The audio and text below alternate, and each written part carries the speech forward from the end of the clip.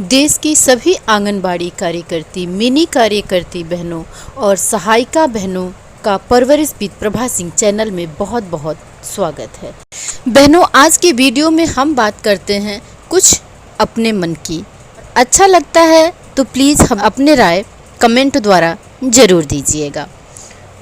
बहनों, जैसा कि हम सभी लोग जानते हैं कि केंद्र सरकार द्वारा 1975 से ही समेकित बाल विकास परियोजना चलाई गई है, जिसमें बच्चों के पोषण, महिलाओं के स्वास्थ्य और शिक्षा के क्षेत्र में सेवा देने वाली लाखों आंगनबाड़ी कार्यकर्तियां अपनी जिम्मेदारी को बखूबी निभा रही हैं। लेकिन धीरे धीरे 50 साल बीतने के बाद भी हम आंगनबाड़ी कार्यकर्ती वर्करों, मिनी आंगनबाड़ी कार्यकर्ती और सहायिका बहनों को मिलने वाले मानदेय की स्थिति ज्यों की त्यों बनी हुई है।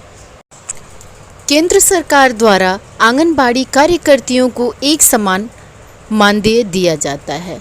वो भी कितना है आप लोगों को बताने की ज़रूरत नहीं है बहनों, जबकि अधिकांश राज्यों की सरकारें अपने अंशदान से मानदेय दे रही हैं, लेकिन कुल मिलने वाले मानदेय की राशि इतनी भी नहीं है कि इस महंगाई के दौर में अपने परिवार का जीवन यापन कर सकें। आप केंद्र सरकार, राज्य सरकार दोनों मानदेय को मिला दें तो इतना मानदेय नहीं मिल रहा है कि हम 2 बच्चों का पालन पोषण बड़े ही आराम से कर पाएँ, उन्हें मन के हिसाब से खाना खिला पाएँ और अच्छी एजुकेशन दे पाएँ। तो ये बहुत बड़ी विडंबना है बहनों कि हमने कितने ही हड़तालें की, कितनी मांगें रखी गई, कितने हम लोगों को उम्मीदें जताई गई कि आंगनबाड़ी कार्यकर्तियों का मानदेय बढ़ाया जाएगा। सरकार आती रही, जाती रही, सरकार बदलती रही, लेकिन आंगनबाड़ी कार्यकर्तियां जहां की तहां ज्यों की त्यों बनी हुई हैं, या कहा जाए कि उनके मानदेय की स्थिति बदतर ही होती चली गई है महंगाई के हिसाब से। उत्तर प्रदेश की योगी सरकार द्वारा आंगनबाड़ी वर्करों को मात्र 1500 रुपये मानदेय और 1500 रुपये की प्रोत्साहन राशि दी जा रही है, और उसमें भी मानदेय और प्रोत्साहन राशि मिलने का कोई निश्चित समय नहीं निर्धारित किया गया है। बाल विकास विभाग में बरसों से अपनी सेवाएं दे रही आंगनबाड़ी कार्यकर्तियां अब उम्मीद भी छोड़ चुकी हैं कि उनका मानदेय कभी 18,000 रुपये होगा, या उन्हें अस्थायी किया जाएगा, या उन्हें राज्यकर्मी का दर्जा दिया जाएगा।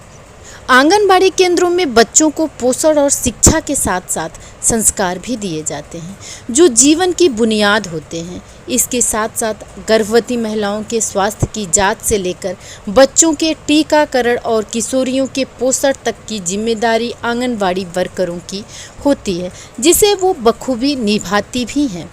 चाहे वो पोषण देने की बात हो, चाहे सर्वे करने की बात हो, किसी भी क्षेत्र में बढ़ चढ़ कर के हिस्सा लेने की बात हो, केंद्र संचालन के अतिरिक्त अन्य सर्वे के कार्यों में चिलचिलाती धूप, तेज बारिश का सामना भी करती हैं हमारी आंगनबाड़ी कार्यकर्ती बहनें। समाज से लोगों का तिरस्कार, उपेक्षा और अपमान भी सहना पड़ता है। जब भी आंगनबाड़ी कार्यकर्तियां सर्वे करने के लिए दिन दोपहर में जाती हैं, गांव क्षेत्र के लोग सोए हुए होते हैं, कोई दरवाज़ा खोलता है, कोई दरवाज़ा नहीं भी खोलता है, और ऊपर से सुनने को मिलता है, लो फिर आ गई। समाज के लोगों से तिरस्कार और उपेक्षा भी झेलती हैं आंगनबाड़ी कार्यकर्तियां, अपमान भी सहना पड़ता है इनको उनके ही काम को पूरा करने के लिए। उसके बाद भी सरकार द्वारा दिए गई जिम्मेदारियों को वो बखूबी निभाती हैं और पूरी ईमानदारी के साथ काम करती हैं। इसके बाद भी इनके कार्यों को अंशकालिक माना जाता है। अपने विभाग के अतिरिक्त दूसरे विभागों के कार्य भी आंगनबाड़ी वर्करों को दिए जाते हैं।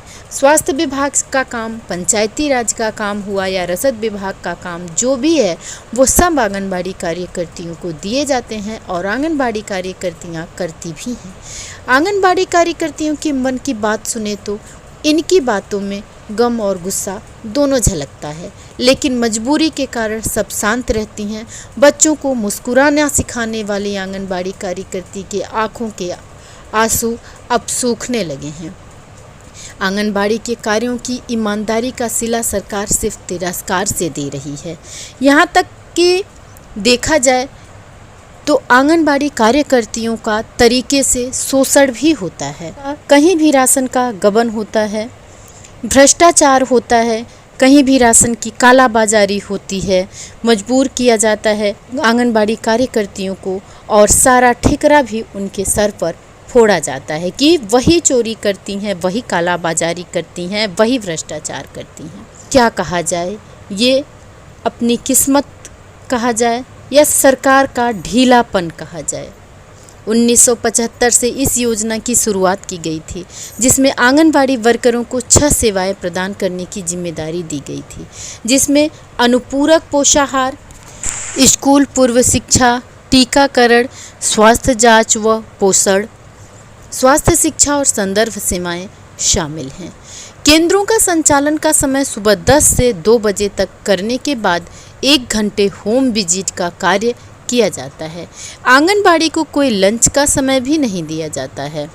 आंगनबाड़ी कार्यकर्ती को विभागीय कार्य के अतिरिक्त बीएलओ, स्वास्थ्य विभाग का कार्य, मातृत्व योजना, जनगणना, पल्स पोलियो के कार्यों की जिम्मेदारी भी, फाइलेरिया उन्मूलन पर काम करने के लिए संचारी रोगों की रोकथाम की जिम्मेदारी भी निभानी पड़ती है। लेकिन इसके बाद भी बहुत सी कार्यकर्तियों को महीनों तक मानदेय नहीं मिलता। साथ ही आंगनबाड़ी को न कोई रिटायरमेंट योजना, न पेंशन, न कोई ग्रेजुएटी का लाभ दिया जाता है।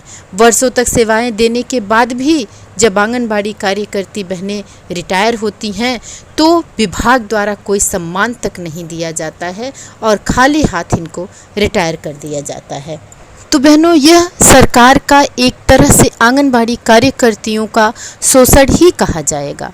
बात तो नारी सशक्तिकरण की होती है, महिलाओं को आगे बढ़ाने की होती है, लेकिन क्या यही है मिशन शक्ति? क्या यही है नारी सशक्तिकरण, जिसमें नारियों का ही शोषण हो रहा है? क्या किसी को समझ में नहीं आता? क्या सरकार इस बात को नहीं समझती है कि इतने कम मानदेय में कोई अपना घर कैसे चलाएगा? देखा जाए तो एक व्यक्तिगत खर्च भी चलाना मुश्किल हो गया है इतने कम मानदेय में। महंगाई रोज बढ़ती जा रही है और हम सबके सामने मुंह फाड़े खड़ी हुई है। क्या आंगनबाड़ी कार्यकर्ताओं को सम्मानजनक मानदेय का अधिकार नहीं है? क्या उन्हें सम्मान के साथ समाज में खड़े होने का, जीने का अधिकार नहीं है? भाई और बहनों, आप मेरी बातों से कितना सहमत हैं? अगर आपको मेरी बातें सही लग रही हैं तो प्लीज़ कमेंट द्वारा मुझे ज़रूर बताइएगा, जिससे मुझे भी पता चले कि हमारी कितनी बहनें हमारे साथ हैं।